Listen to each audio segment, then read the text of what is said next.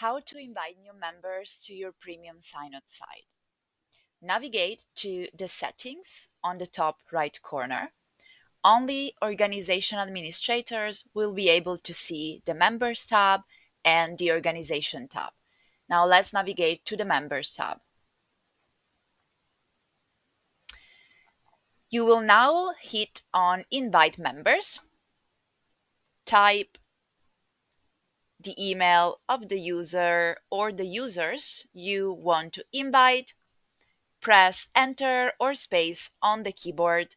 You can add as many emails as you wish to, and then you will be able to select the previously created teams to select where these users will be invited to. You can also set a default team role from this page here and invite.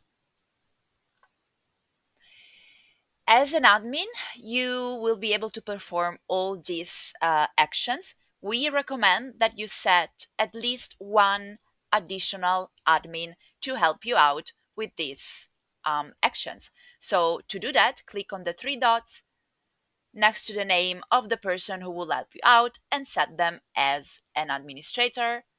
The others will be members.